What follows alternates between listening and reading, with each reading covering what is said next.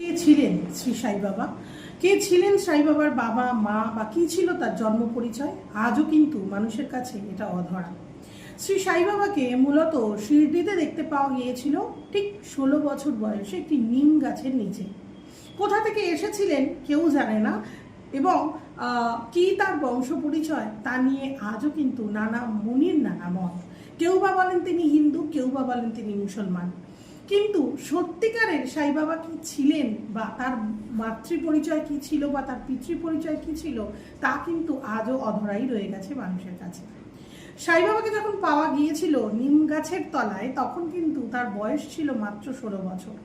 সুন্দর সুঠাম একটা দেহ, রীতিমতন যোগব্যায়াম করা একটা দেহ বলা ভালো, এবং অত্যন্ত সুন্দর একজন মানুষ ছিলেন।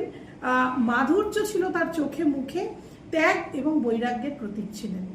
সেখানে যখন শ্রী সাই বাবাকে পাওয়া গিয়েছিল, সেখানে সাই বাবা ওই নিম গাছের তলায় মাত্র 16 বছর বয়সে ধ্যান করতেন সারাদিন, এবং রাত্রিবেলা তিনি সারা গ্রাম একান্তে ঘুরে বেড়াতেন। সকালবেলা কিন্তু তিনি সারাদিন ধ্যান করতেন বলে কারোর সঙ্গে খুব একটা বিশেষ কথা বলতেন না। কেমন লাগছে এই ঘটনাগুলো অবশ্যই কিন্তু কমেন্ট সেকশনে জানাতে ভুলবেন না। সাই বাবাকে নিয়ে আরও কে কি জানতে চাইছেন কমেন্ট সেকশনে কিন্তু প্রশ্ন রাখবেন, অবশ্যই উত্তর পাবেন আমার দি পাথ অফ সাই চ্যানেল থেকে। এই প্রসঙ্গে আরও একটা ঘটনা বলি। একবার খুব আশ্চর্যজনক একটা ঘটনা ঘটে। কিরকম ঘটনা না, একটি সেখানে দেব খান্ডবা বলে একজন দেবতা রয়েছে। এক পুরুষ মানুষ বা এক ব্যক্তির শরীরে দেবতা খান্ডবা ভর করে।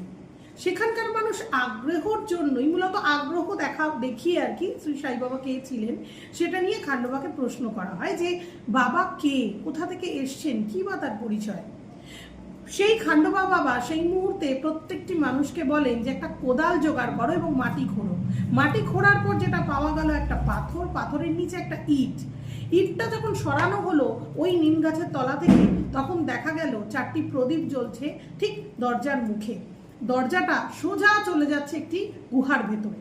সেখানে পাওয়া গেল একটা গোমুখী ইমারত, একটা তক্তা কাঠের আর মালা। এবং খান্ডবা বললেন যে এখানে এই বাবা দীর্ঘ 12 বছর তপস্যা করেছেন। তারপর থেকেই যেমনভাবে আমরা হিন্দুরা অশ্বত্থ গাছকে মানি দেবতা হিসেবে বা পুজো করি তাকে, ঠিক সেই তারপর থেকেই কিন্তু শিরডিতে আজও নিম গাছের তেমনভাবেই পুজো হয় এবং ধরা হয় বাবা ওই নিম গাছেই সমাধি হয়েছেন, বা ওটাই ছিল শ্রী সাই বাবার সমাধিস্থল। কেমন লাগলো কমেন্ট সেকশনে জানাতে ভুলবেন না। নমস্কার।